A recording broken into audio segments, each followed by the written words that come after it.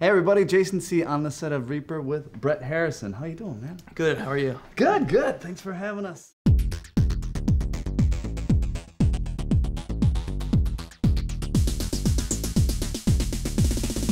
So Sam, surpriser, is the devil's son.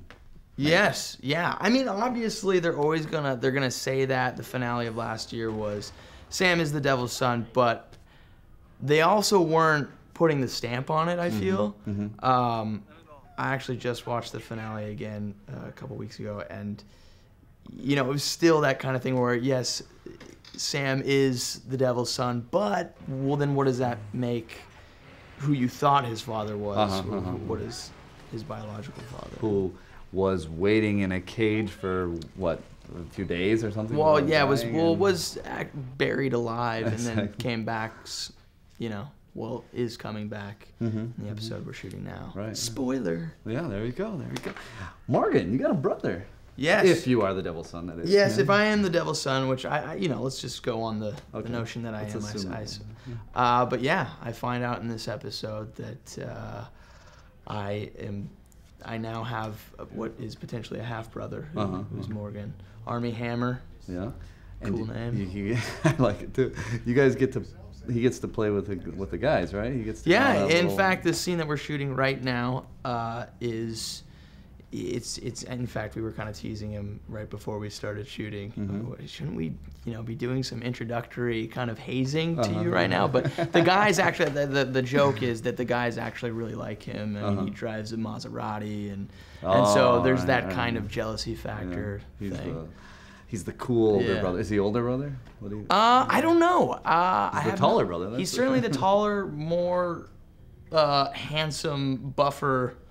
You know, he was at one point gonna play Batman in the Justice League movie that was gonna be set up. Oh, wow. Who knows? Yeah. So, and he's a perfect looking Batman. If that can give you any indication as to who this guy I'm dealing with is. Yeah, you gotta. Yeah, I guess that can give you kind of a brother complex, a little bit of angst between the two of you. Yeah. Now, how does all of this affect your relationship with Andi? Because last year we were teasing Sam D and. Well, you know, the cool thing, you know, the thing, and this is just television in general, but there was this constant back and forth between Sam and Andi with, you know, keeping the secret alive and this on and off again kind of argument thing. Whereas this year, so far so good in a way. I mean, Andi knows now that I work for the devil, that Sam works for the devil. But Andi finally knows what's going on, but now it's been introduced that Sam is the son of the devil, so there was kind of this, you know, whole beating around the bush I believe this episode we're shooting. I'm sorry, they all start to blend together, back and forth, second unit. Anyway, where you know, Sam hasn't told Andi that he is the son of the devil, and then when it does come up that while I'm working, you know, Sam is working with this guy Morgan, she gets a little, she doesn't like that very much, so Sam is having to basically hide this new thing from her.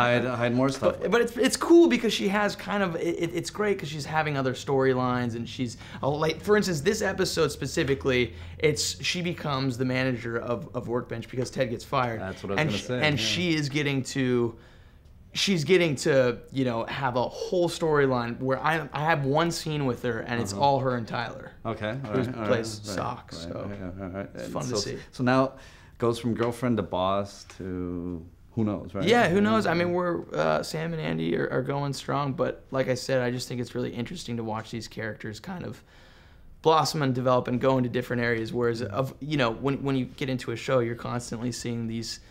Well, of course I'm going to see Andi and Sam in a scene every single time. Whereas now it's starting to rotate a little.